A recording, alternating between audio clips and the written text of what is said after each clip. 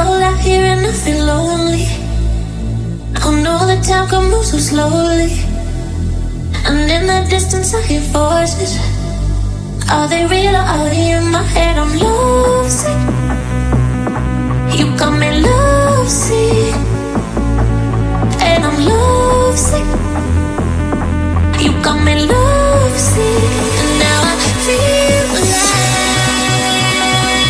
feel alive, feel alive, feel alive, and now I feel alive.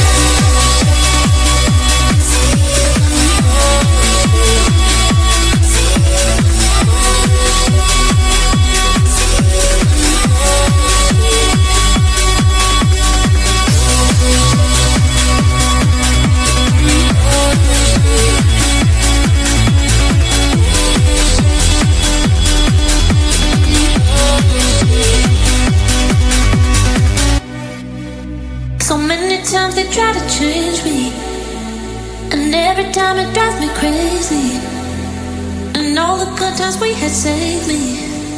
Are they real or are they in my head? I'm lovesick. You got me lovesick, and I'm lovesick. You got me lovesick, and now I feel alive, feel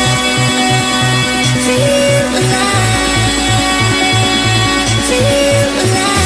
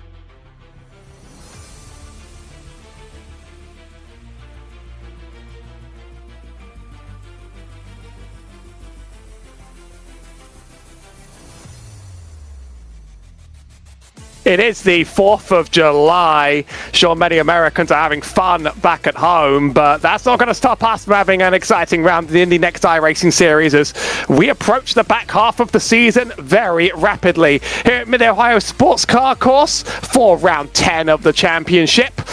I'm Howie Burrows alongside Dan Ench here today.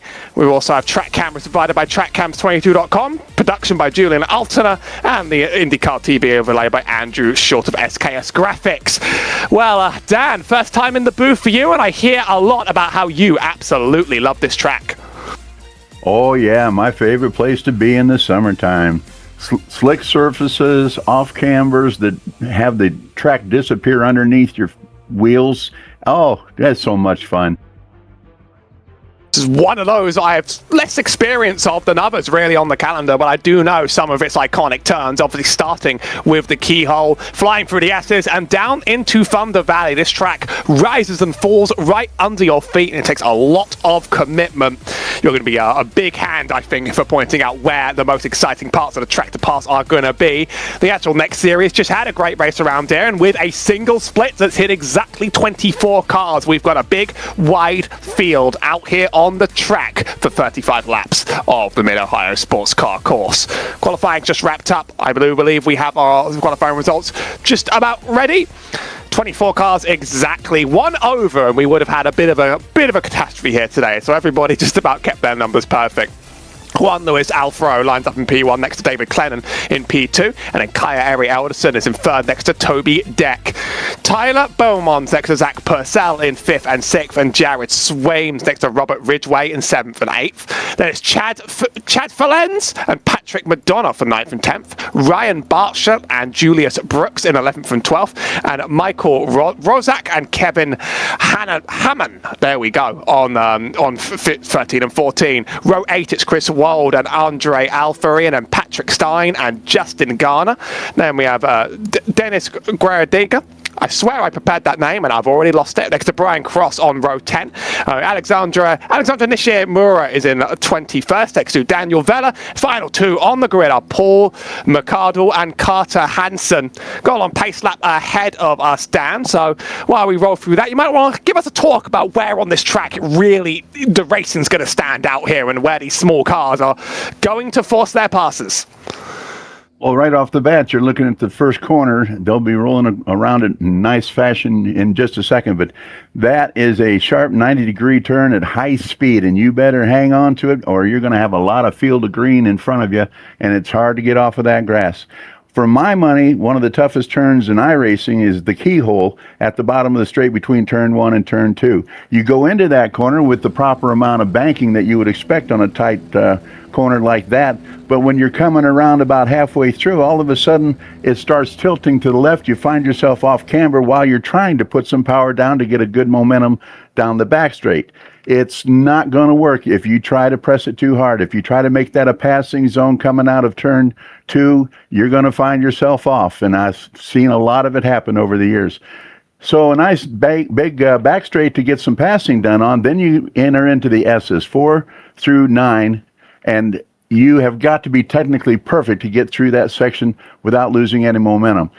Here comes the hard part. Turn 9, you're turning right, you're off camber, and the road is going to fall out from beneath your wheels as you go downhill through Thunder Valley. You have got to have yourself in control through there. Don't try to push it. Don't try to pass somebody inside on turn 9, or you're going to mess up the entire field. 11 and 12 aren't too bad. 13 is the last one before the start-finish line. The carousel right before it is critical to getting momentum through 13 to carry yourself down the front straight. There's a fast lap around Mid-Ohio for you. Very fast laps, around 70 seconds, so it's going to be quite a quick race going through in 35 laps.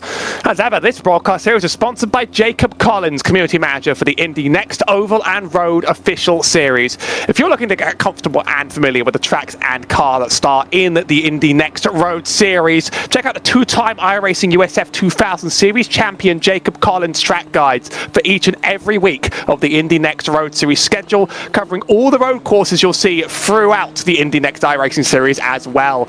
You also have coverage of the Ray FF1600 and FIA F4 to help drivers working their way up the formula ladder on iRacing. Start with the car they're most familiar with and work their way up to the Dallara IL15 featured in Indy NXT. Guides for upcoming weeks drop Friday, 9 a.m. US Eastern Time to give you a whole weekend to prepare for the coming week. And if you're looking to help shape Indy NXT, voting on the Road Series for Season 4 is open. So the voting poll is in the Dallara IL15 portion of the iRacing forums or in the stream description. And also there's ongoing discussion for all things related to iRacing Road to Indy in the INDYCAR community Discord and the Road to Indy channel also in the description. Here's the standings for the overall iRacing series. Robert Ridgway with quite a solid advantage, but the SOF wider than usual this week. I'm not sure there's going to be too many points up to grabs given that we went just to one split and we have drivers up and down the skill ratings making it into this race. Because not everybody wants a good position, everyone wants a good result, and we are just about ready to get ourselves rolling. Right on cue, green flags on the road. That's David Clennon very much jumping. That's actually Elderson on the left hand side too, jumping back and forth as Juan Luis Alfaro covered off P1 pretty aggressively. Toby Deck there in the reds just dived around Clennon, who's dropping quite hard. Elderson didn't quite get checked up bad enough to lose P1. A few drivers off in the back, right? Bart Share and Chad Felins and Dennis Guedeg. I got this name perfect. Sorry, it's Guedega. I nailed it this time on the road. On board with Tyler Villeneuve, mostly single file. Toby Deck, one of our gainers, one place up on that little opening scuffle, and Clennon really dropping back. Well, this is the way you expect it to start at Mid-Ohio. That keyhole is so critical to get this race started. We saw a couple go off. Now let's see what happens through the S's. And my apologies to Dennis Guediaga, who a name we literally got ready and prepared before the broadcast and left my brain like amnesia. Things happen under pressure. Here's Robert Ridgway there, back in P7, by the way. Not making up much distance, our championship leader. Getting a little bit loose and squirrely on the exits of the carousel at the end. We've talked a lot about the camber on this track, and really a lot of the corners work against you quite hard. Deck dropping back to fourth again. Clennon still needs to make up to his P2 on the road. Here's a 16 car, Tyler Beaumont, really quite far up from where the iRacing would suggest, currently running fifth on the road. Yeah, and you see even some of the front runners like Deck getting off in the grass coming around turn one. You got to be careful there. Ryan Bartscherer, out of that opening incident, has already dropped out of the race. Carter Hansen, Dennis Guediaga also caught up. They're still running. They might need to get some damage repairs. We'll keep an eye. They're quite far off the back. Meanwhile, our two-car, Alfaro, having a good run right now. 1 second down the line. Not completely out of here, of course. You got pushed to pass to help you around. You have a little bit of slipstream, but it's also good to run some fast consecutive laps around the track. Here's Chris Wildwood in the middle of the field. You can really see that elevation change, and you're so right on the camber. Some of the corners just seem to be tilted away from you in ways that make it very hard to stay gripped to the track. Not really sure what caused the slow start, but Ridgway back in 7th place, already 2 seconds behind Swaim and kind of hanging up traffic behind him. So hopefully Ridgway will recover from whatever his early woe was. Just didn't really get a good qualifying lap off the bat, and he's going to need to go a whole lot faster to make up those places. Some drivers just have their weak circuits, and this is one of the niche circuits. I mean, it's one of the 4 that I currently don't own on the roadside. I've driven it in other games. I have a feeling for some of its most iconic moments, but it's got to show up just a little bit more on schedules, I think, for people. Julius Brooks to the inside of Zach Purcell. Gets it through. I think if you've got a good run down that straight, it might just be worth letting the other car have it for now. A little bit of trading back and forth. Here's the S's. A lot of brutal turns. They're a lot more sharp than I'd usually call S's, but I guess they do still fit the definition of S's. Back and forth, back and forth. It's very much a game of precision, and that little hump up the hill, that's really going to make the car unstable. Yeah, and able to stay right on Ridgway's tail through that, too. I'm wondering what's going on with Ridgway. It's almost like there's might be something wrong with that vehicle.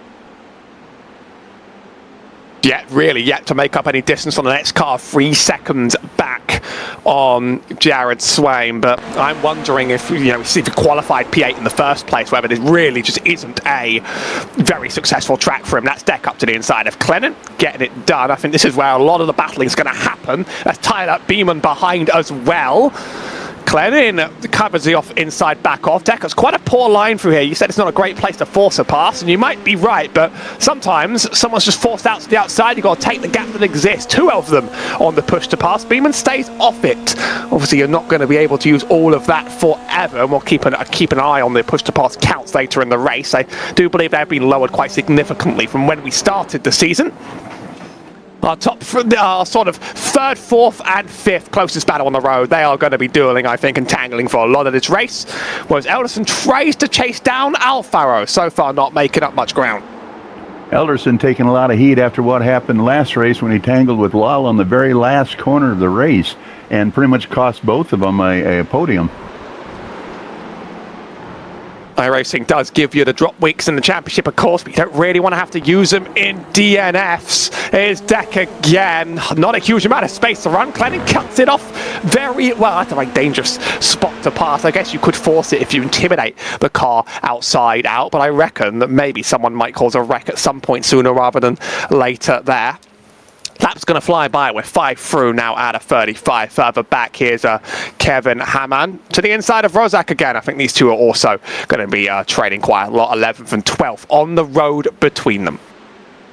Yeah, Ridgway is really holding up the train here all the way back to about 12th or 13th position. Now they're finally starting to work their way around him, and let's see how long it takes for the rest of the field to catch up to the lead pack. this is the battle for 8th right now still. Julius Brooks in there too. Lots of quite close battles on the road. I'm watching some of these gaps quite carefully, and actually Alfaro's still running faster than Elderson on the laps right now. So Alfaro's got to enjoy that run, but actually I do feel like lap cars might be caught over race distance, especially because actually Carter Hansen is on the track, and yeah, so he may have taken damage early, had to run into the pit lane, but is going through it right. Bartshire also out there. Patrick McDonough we just caught on, and there's Daniel Vella making the pass for P17. It's a very wide skill lobby. It's wider skill than the usual SOF. If we had one more driver, we would have split this into 2 races of 12 and 13, and that would have been kind of sad. I mean, I actually quite like having a field this wide. You really get to see a little bit of everything, and you actually see drivers like Tyler Beamon really sort of outperform their potential placement. I mean, in such a wide split, if you're the 18 car, you're in the bottom half of iRacing with some of the strongest drivers, and it's impressive to see him tangle as McDonough to the inside, P10. And Hansen is the first one who's going to come under fire from the leaders. He's almost well over a minute now down. And Garrett Diaga right behind him, he's going to have a problem too if he doesn't speed it up a little bit. But here comes the first big test, and we're only 6 laps in. We're going to see some lap traffic appear in just a moment. Yeah, not helped by the fact that some of those cars had that wreck early on. Our 2 car is very much approaching Carter Hansen very, very quickly on the road. And with such short lap times, these laps are very much, I think you're going to encounter quite a few over race distance. Even as this one is quite a bit sooner than you'd expect, I do think Carter Hansen's really struggling for pace out there, and so is likely going to get caught. Here is the duel again for 3rd. You're not going to get away from this sticky battle, not one bit. Clennon still holds it for now, and watch out for Jared Swain. He could actually end up joining this battle and making it 4 out wide. Clennon, no, there's a little bit of momentum on exit, but there might not be as much rubber out there as well. Tyler Beaumont's gonna go alongside, wants that P3 on the road. Here's the view behind Clennon, quite a big gap behind, so no real threat from Toby Deck. Beeman's going to take 3rd for now. I'm really impressed by this charge through the field. Sometimes you just get a good track, and you are here to beat some top split drivers. If this split, Tyler Beeman would be a split down. Still, I believe 1.5k on the Formula side. So very impressive to tangle with some of these drivers up near the front who are very, very strong ratings. Bit of an off-track excursion is actually going to give them some space to run away and let Toby Deck catch up close. Alvaro's already made short work of Hansen, and Elderson won't be long before he can get by, hopefully, safely, and get after Alfaro. Only 2.5 seconds. Well, actually, the gap down to 2 seconds now as Elderson starts to pick up the pace. Elderson's still 2 seconds back, but I think the last lap from Juan Luis Alfaro was affected by that lapped car, so he did drop a second. We'll have to see sort of how it pans out. There's our 17 car. Justin Gardner seems to have spun out and around, gotten away with it. It's interesting seeing some of the variety of deliveries on the legal course. Some really do love that old son of McLaren. Here's what quite happened. Bit of a tricky track, of course. And I'm surprised that you'd lose it there. It's not a huge amount of power to put down, but then again, my one entry into the series has seen me self-spin under power. So I totally understand that every single time it happens, especially on a track like this that comes a lot less intuitively to some. Juan Luis Alfaro has led every lap of this race so far and has already started to put a lap down.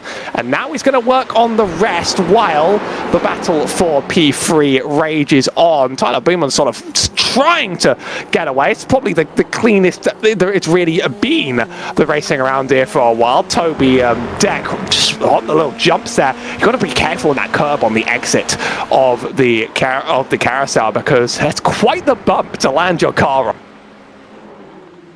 We haven't really talked about him yet, but Swain doing a good job of just maintaining and keeping behind Deck, keeping behind that pack between 3rd and 7th, or 3rd and 6th rather. And I think what he's doing is saving those tires. Those tires can be crucial on this track, especially in the last 5 or 6 laps. I think Swain has already decided he's going to take it easy, let these guys dice it out in front of him, and he'll get set for the last few laps. There's Swain, understeers into the turn, into the 16. Okay, I may be wrong. That was a bit of it, but also Tyler's seems to have dropped quite a bit from sort of having control of this battle and then dropping back a few places relatively quickly in time.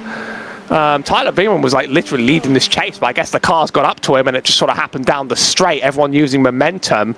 I'm glad this one didn't end in sort of any more disaster though, because it was set up the inside there by Jared Swaim, and then he's just sort of, you could see the brake lock in the back coming off that car, and he chooses to back out of it rather than doubling down. I remember when the Indy NXT car launched at iRacing, he would have got a meatball from something like that. Yeah, he was just struggling to make it through the turn, and good on him for backing out of the situation and letting this resume rather than just going full aggression off the road, because I think the race will easily resume. There's Clennon again. They're going to be trading this for the entire race, almost a third of the way through. And worth noting when it comes to the tyres, by the way, it's quite hot on the track. 42 Celsius track temperature, 107 Fahrenheit on the track, 25 in the sky, 77 Fahrenheit in the air. I mean, it is a hot summer day. It's not as hot as the last time I complained about it. I'll be honest, we are living over here now. It's not a total nightmare, but some of Europe's still going through it, and it looks like America's still now getting their just desserts in return for making fun of us for all the air conditioning. Here's a P10 Patrick Madonna gets alongside. I thought maybe he'd send it under braking. It was going to be a little bit bold. Got it done pretty easily. That's one for P10. Julius Brooks now has to hold off Michael Rozak. Really surprised not to see the places 2 through 7 in the standings here today. I would have thought they would have wanted to take advantage of this July 4th weekend and see if they could find a small field, but they're sitting this one out, and that's going to give Ridgway a little bit of cushion, and he might need that cushion if he doesn't get up and moving a little bit. Toby Dex dropped back by quite a bit, went off the track, saw him lose those places on the tower. I do think he probably faced one direction still, but now he's just well and truly out of this battle. Here's taking a look at what happened to him. On the curb one end, very wide. Has been understeering for a few of these turns. Didn't actually face a point in the right direction, but at least didn't go backwards. Now, that is going to put a lot of heat into those tyres as well.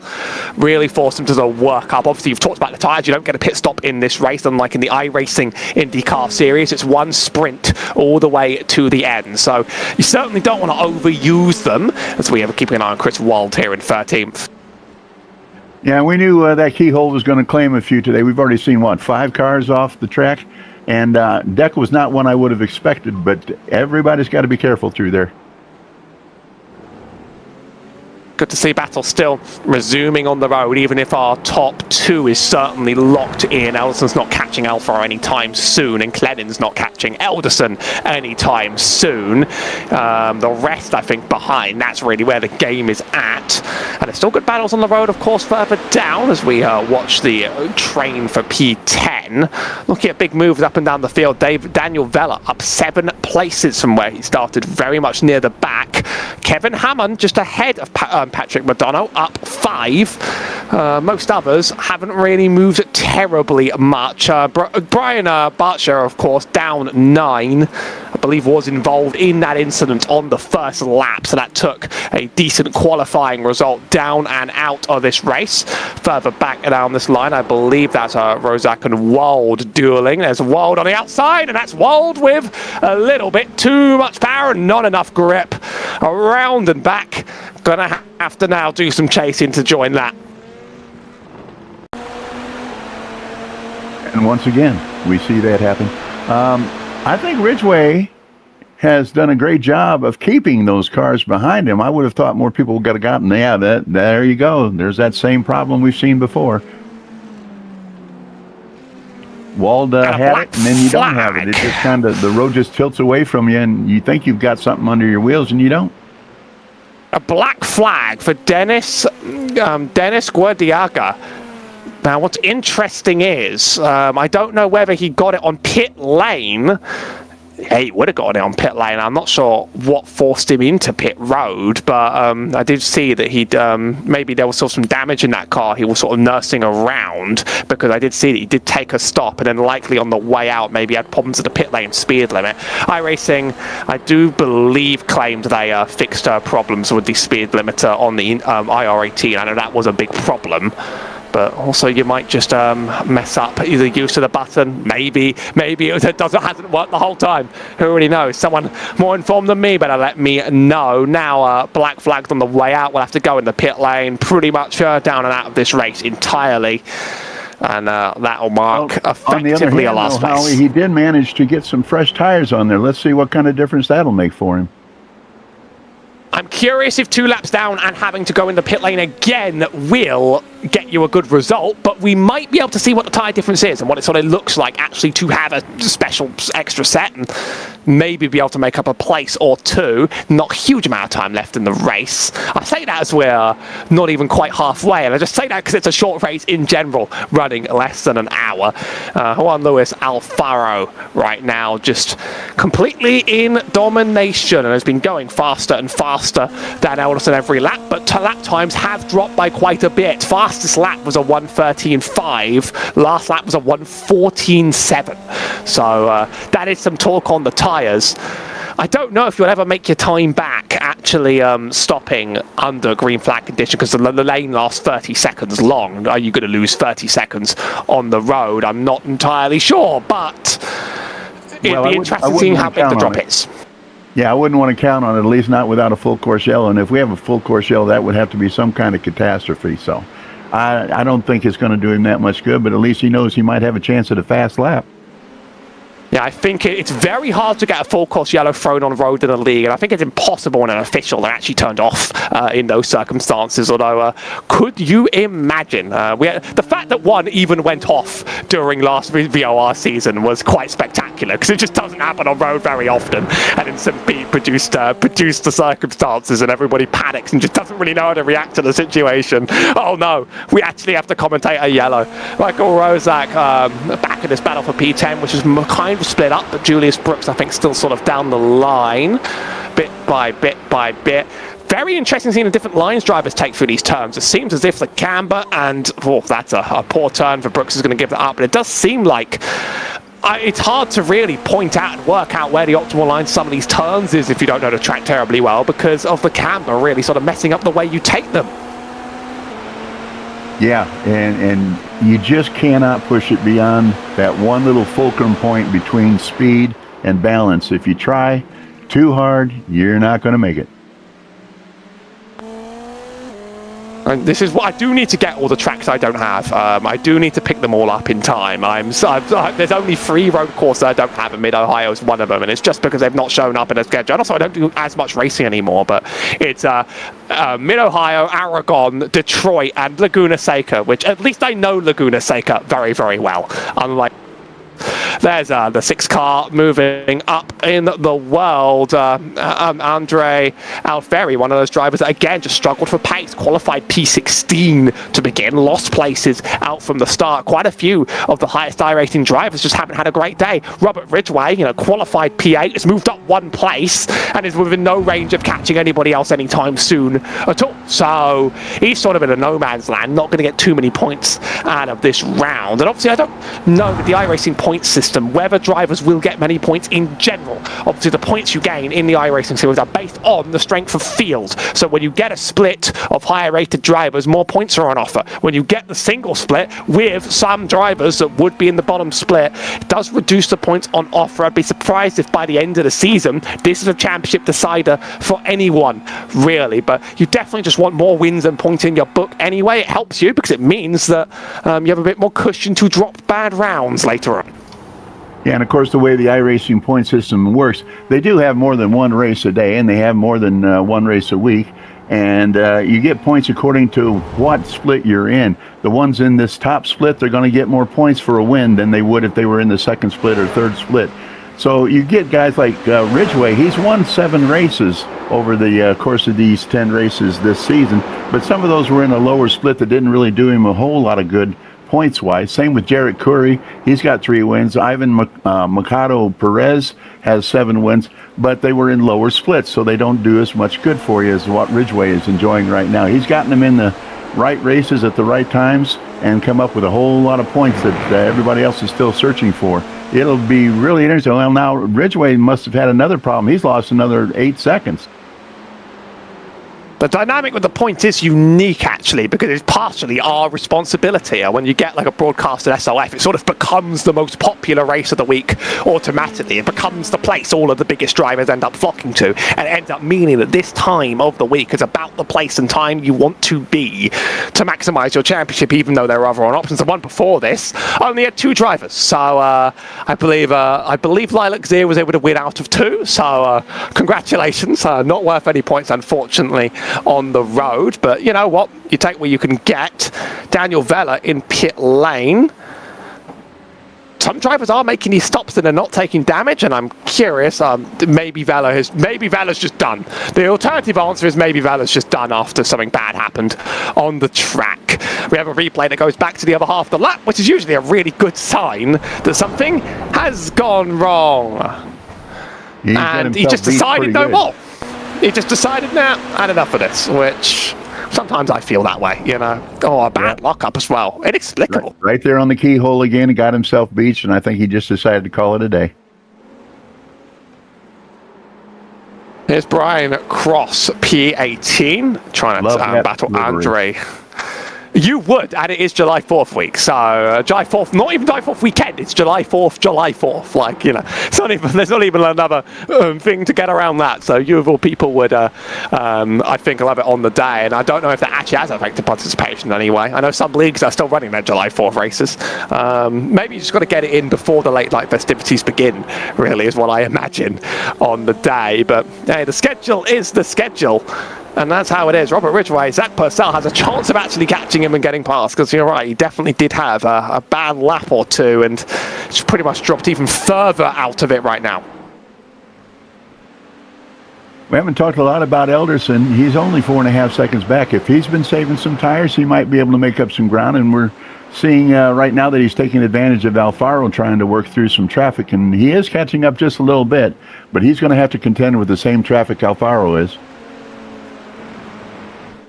We are now past the halfway point of the race. It's worth shouting out what this channel can also do for you in your league, of course. Velocity Online Racing delivers professional iRacing broadcasts, providing an authentic race day experience for your open wheel series. Our custom IndyCar style overlay, as you can see, creates a clean and immersive viewing experience reminiscent of professional motorsports broadcasts. We stream in 1440p with 60 FPS of expert commentary with your series, the presentation it deserves. If you want to relive the biggest moments, VOR also offers edited highlight videos that spotlight the most exciting moments from your races. Broadcast packages start as low as €50 an hour. You can contact Velocity Online Racing at Gmail to find out more. And we are increasing sort of the number of leagues, the number of races that we do end up covering down the line. I believe we're a month away from the official VOR IndyCar Series as well. Oh, it rolls on fast, and drivers are getting their laps in ready for St. Petersburg. We also have the International IndyCar League tomorrow at Gateway. We haven't talked about him a lot, but if you looked at... Oh, go ahead, I'm sorry. Sorry, there we go. We've got the also the Euro SOF at Auto Club, the Indy NXT Series at Phoenix, our finale there, and at Michigan on July 12th, and the Euro SOF for IndyCar at Nashville. Anyway, back to you, Dan. Sorry about that. I had a second there and thought I was in. But anyway, I wanted to talk a little bit about McDonough down in 10th place. Patrick McDonough. He is in 13th place in the standings, making a good showing for himself right now. Number 12 is right up there in the top 10 and looking pretty solid right now. This is going to pick him up a lot of points with all the people that are absent from this race. So all power to McDonough right now. First thing you'll learn the more time you spend in a booth, Dan, is that it happens all the time, and in fact it took 20 laps to happen, which is spectacular and actually is incredibly, it's basically impressive in itself, quite frankly. We'll take that. I just got tired of listening to you. That's true. Who doesn't? And I get tired of listening to myself as well. I need the breaks, the breathing breaks, the mute breaks to make noises that I shouldn't make on the mic. You know, it's like that. Tyler Beaumont, by the way, enters pit lane from 4th place. I think drivers are going to look for pit stops over the course of this race if he has to do this. Maybe there's not quite enough fuel in the cars, or maybe the tyres are going to make that big of a difference. I'd be surprised over this many laps if there's not quite enough fuel in the thing, but if that's the stop we're making, Kyrie Alderson's in as well. Scratch everything I said about a no pit stop sprint. We are stopping this race. Oh no! I think that's got to be for tires, because these cars are built to go the distance without having to stop for fuel. So this has got to be a tire concern. And my apologies for Ellison. Something on my data told me that Ellison was in the pit lane, and he was not. Tyler Beeman definitely did, though. We saw it. So that makes 1 for 1. I think Chris Wold is going in 2. Yeah, is Tyler Beeman gonna actually make up that sort of time? 30 seconds to make up to the lead. We'll find out what the lap times look like on the way out, but this track has been pretty intensive on the tyres. It's Brian Cross on the road, 6 car ahead. And to the outside. Ooh, could have been a little bit scary. Alfieri really struggling for pace. Just about gets away with it. And really a very, really a quiet day. I think Andre would like to forget her being the 6th car and making it that far back. Obviously in iRacing, in the official iRacing series, the car number directly corresponds to your iRating, so you can get a sense as to who are the expected high performers and who is outperforming. There's Kevin Hammond in the pit lane. Let's take a look at Tyler Beeman's laps. Obviously we don't quite have data for this one yet. The last one, 1:35. I wonder why, but as soon as he crosses the line, we'll get a sense for quite how much time you save making the stop. You lose 28 seconds in pit lane. You need to make that much time back up over race distance. So wait for that number to come through. Choice, isn't it? Yeah, especially if there's no fuel expected in them. I don't know why. Maybe Tyler was sort of using up more fuel in the car as well, or using up more tyres than others is sort of what I really mean. So we had to see a lap come through from Tyler Beeman's time, so we can't really tell the gap quite yet. Well, as we were saying at the pre-race, this track is very tough on tires with all the off-camber stuff, and I can see them coming in just for tires. I don't believe they would come in for fuel. They are the Indy NXT League representatives here on iRacing, and there are no fuel stops in IndyCar Next, so it's got to be for tires. And we'll have to see whether that's really worth it. Makes up any time, because Tyler Beeman now crosses the line. A 1:14.2 and a 1:14.4 is actually competitive with our leader's last lap of a 1:14.3. And it is a solid second faster, more than a second faster than Zach Purcell, Robert Ridgway, Toby Deck, Jared. It's fast. It's a fast lap that you get on these new tyres, and Tyler Beeman just got a great one in there. But in 15 minutes, is a second a lap really going to, I mean, you're going to make up about, how many laps to go? 13. You're going to make up about 13 seconds. Yeah, it doesn't seem to work out math-wise, does it? It is a few cars. It is quite a few cars. If he ends up back where he started, then maybe it's a case of like, hey, I hated how the car was driving so much. If I end up back where I started, that's okay. Juan Luis Alfaro pretty much going to, I think, lead every lap unless there's a mistake down the line. Going to be a clean sweep from start to end at the rate this is going. Kyrie Alderson been a part of some battles early in the first laps, but apart from that failed thruster P1, didn't really make it up any further. David Clennon currently in 3rd. Was a part of a tangle earlier, but that's mostly been untangled, and now most of this lead pack are running pretty separate from each other. Interesting that Beeman, Hammond, and Wold, I believe, have not stopped for tires. And Beeman, the fastest of the three right now, is still 33 seconds back. Wold, of course, able to make up one of those laps he lost, so he's back up in 15th place. There's a never say die attitude.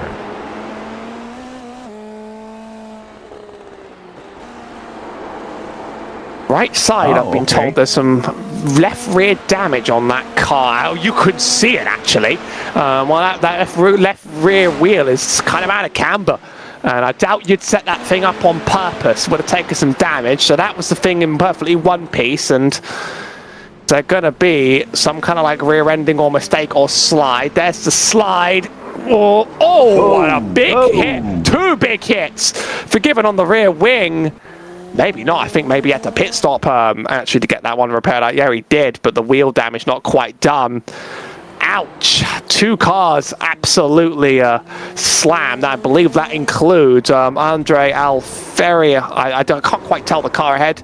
The car behind, we've been talking about the love of that design. Actually, I have a spotter guide. I can get this up for you in 1 second. That's Brian Cross from behind.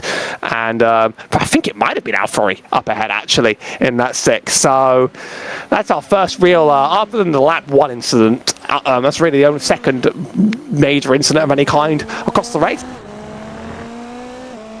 Yeah, that flips things around just a little bit.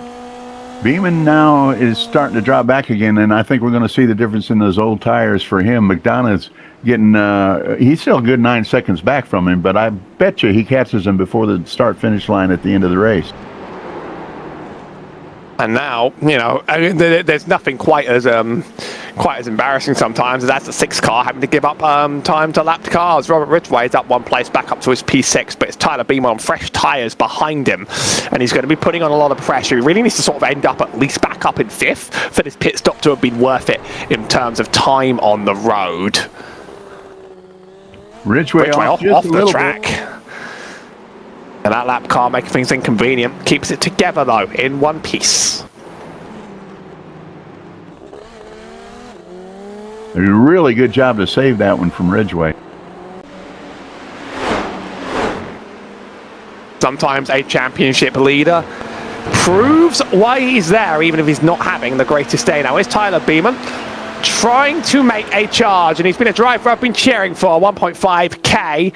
Tangling with the top split drivers, and he's going to gain a big reward out of this race for every driver he beats in terms of his iRacing, of course, as well.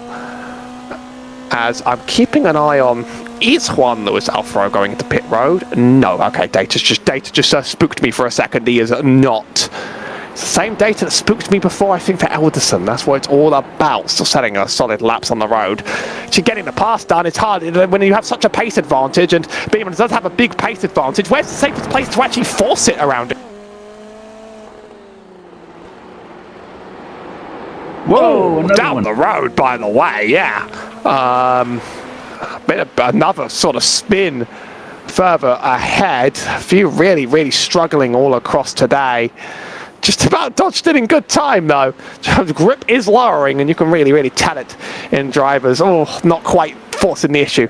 Tyler Beeman this time around, too, as they pass more lapped cars, most of which have taken some bad damage here today. So, Dan, where do you force it when you know you're significantly faster? Is there anywhere that's actually safe other than the straight?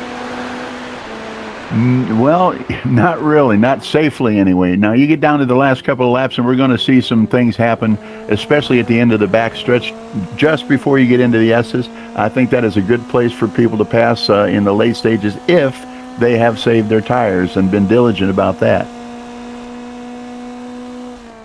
I do think Juan Luis might have the pace just to get away no matter what's happened to the tires, really. Kaya as well.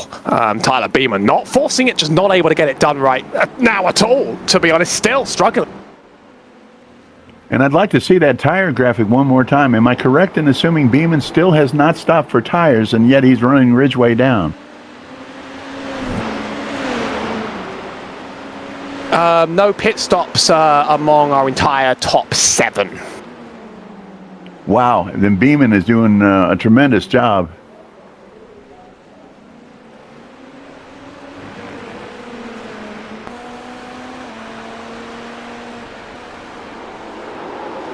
Whoa, getting really tight in through that section right there. Still chasing. Tyler Beeman up to the inside, finally gets it done, and the exit is poor, and that's gonna force him to do it all over again.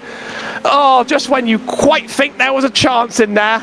Do you think David Clennin might be in trouble too? Quite the swap, and Clennin's just dropped like a solid 4 or 5 seconds on the spot. I'm not even quite sure what that was, but Tyler Beeman really just trying to get this P7. And I'm going to give Beeman some big kudos. Watch this on the outside of the keyhole.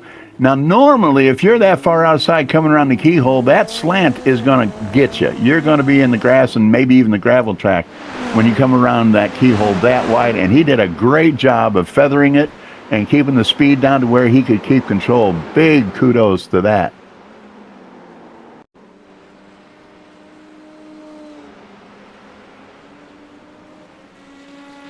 So here is Clennin. Something happened to him to drop him back quite significantly. Must have just been a bit of a slide. Oh, out wide. The camber catching you, and that turns into a spin over the curb. Yep. A little bit of gas on the grass there to spin him around.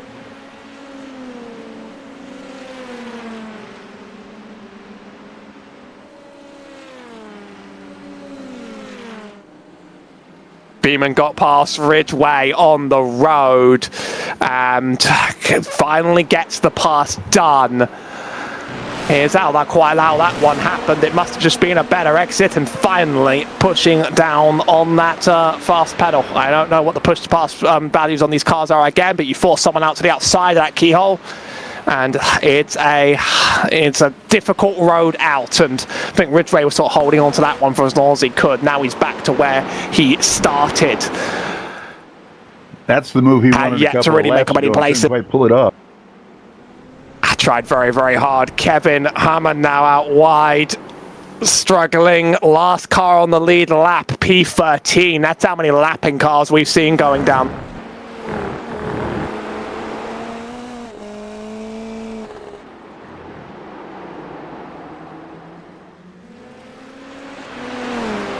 Rozak, we haven't mentioned his name much today. He's in the top 10 now, and he's right on McDonough's tail, so he might be a factor in the top 10 going to the finish line.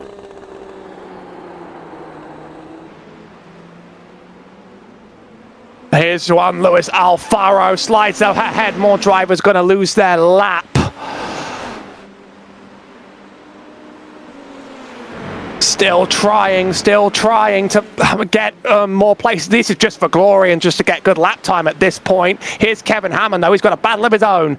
Brown Chad fell in, struggles to quite make the apex. I think everybody who hasn't changed their tyres is sliding at this point. Really struggling to keep it on. These two have made pit. Actually, no, only one of them, Kevin Hammond. Chad Fellins has not made a pit stop. So this is old versus new rubber right here, really. The red car on the newer tyres, the green one not quite. There he goes, makes it through. Lead car, they're looking for a oh, trying too hard. Trying too hard to defend that position, and Fellins finds himself off of.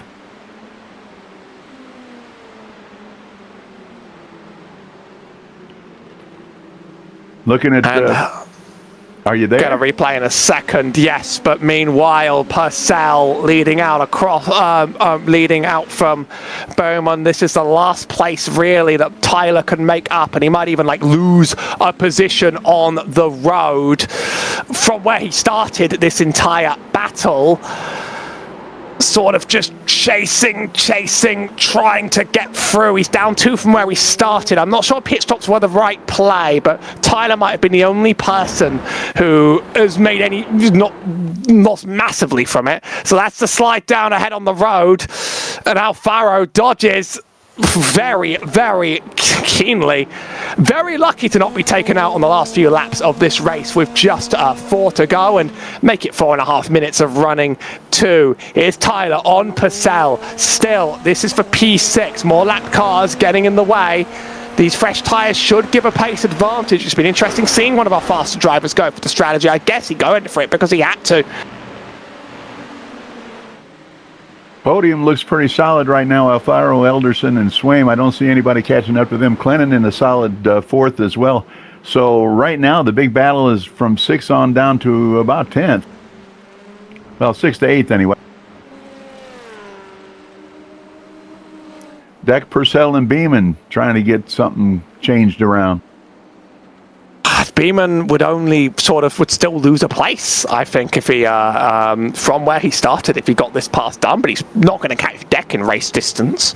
It's still an incredibly impressive result, I'd say, for a driver in the 16 in a single split lobby to make it up to the top 8 and possibly even the top 6. It's very fast round. They got his practice in, and I always love to see it.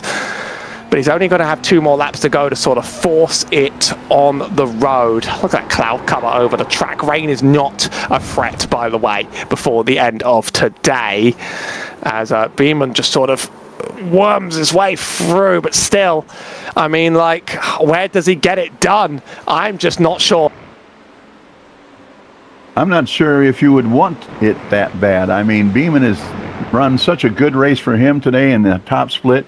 I don't know if you want to take a chance on losing all that by trying for that one extra position, but I think he's going to do it. Well, on the inside, outside, whichever way it was, I sort of got my word tangled as I was going through it. Got it cleared and got it done.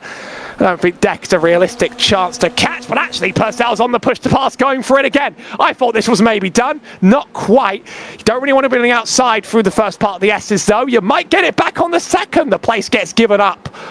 And actually, this battle remains on one more time. I don't know if Beeman has any more push to pass on him in that car. And Purcell used it down the one straight that matters. Might be able to keep an eye. I don't actually have the numbers on the push to pass, unfortunately, on my end. But we'll be able to get it if I just say the words. And we'll be able to see if anyone has anything left in the tank to push. And Beeman does have 10 seconds now. Purcell's out. Beeman has 10. I think the dynamic has reversed. Oh, this is a great battle right here. This is worth sticking around for. And Beeman and Purcell, toe-to-toe, swapping passes. Here we go again, too. Little bit on the button now, little bit on the button here. Going to save some more for the way out. And I'm going to know that Purcell doesn't have it on the other side. Through he goes. And now, is he going to press any on the way out? Yes, he is going to try and make up some distance. There is going to be a little bit of slipstream down the straight. It's not going to be as overwhelming as in some of the lower tier Formula cars, but you are going to be a little bit mindful of the pace of the car behind you. And after all of this shuffling, Jared Swaim is up 4 places and will be taking our P3 position on the road as things stand.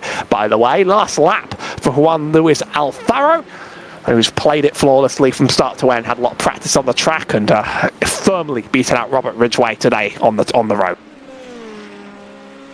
And what a great race by Alfaro, including the near miss that he got around. That was a genius reaction to what was happening in front of him.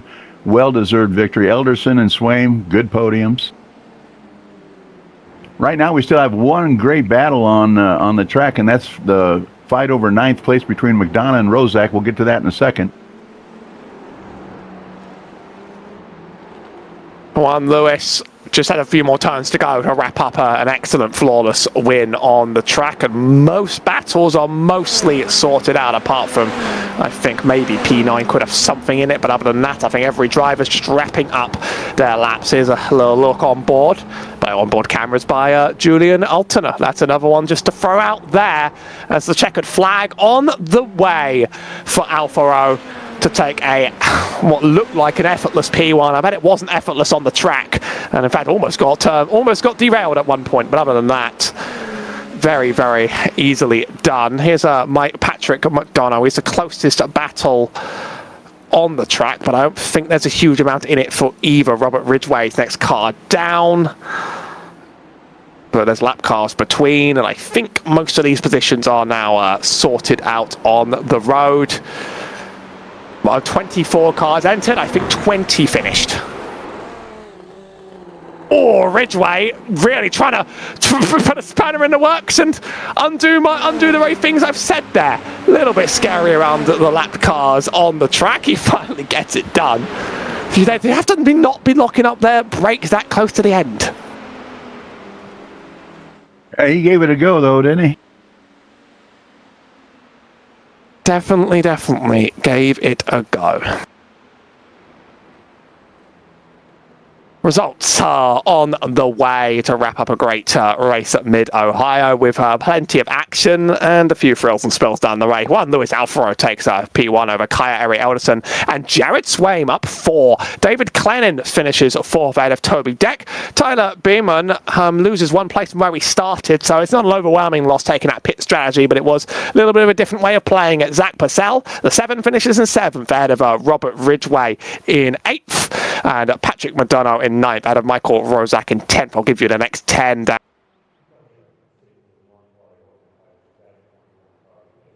Julius Brooks comes home in 11th. Kevin Hammond in 12th. Chris Wold finishes up 13th. Patrick Stein, 14. Justin Garner, Brian Cross, Andre Alfieri, Chad Felenz, and Ryan Barcher and Paul McCardle round out the top 20.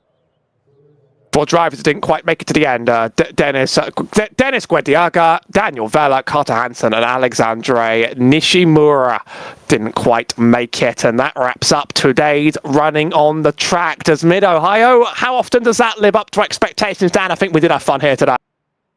Oh, it is exactly what I thought it would be. Actually, pre-race, I think I predicted 12 offs and 5 DNFs. Came close, 4 DNFs. And probably 30 offs during the course of the race, but exciting every minute of the way. Nothing is ever guaranteed at Mid-Ohio. That's what I love about watching a race at Mid-Ohio. Even Alfaro, right there toward the end, had a moment where he could have lost it all with a car spinning right in front of him. He managed to overcome that and went on to victory, and a solid victory it was. A lot of excitement, a lot of action. I do love watching this race. I just don't want to be in it. Well, there's only now 6 rounds to go in the championship and 2 ovals. The next one is on July 18th. It's Nashville Superspeedway. It's the fastest of our remaining 2. Milwaukee's round 15. Will be on this channel as ever with the rest of the season. After Nashville, by the way, it'll be Portland and Circuit Gilles Villeneuve, so still plenty of exciting tracks to head down the line. But we're back to oval week in these cars. It's going to be a very different experience. So that wraps off a wonderful 4th of July race, and I do hope anyone celebrating does have a good evening, and hopefully manages to at least wake up tomorrow. I mean, Harry Burrows alongside Dan Ench as the co-commentator, with Julien Altena in production, and track cameras by trackcams22.com. Thank you very much for watching this evening's race here of the Indy NXT Series on VOR.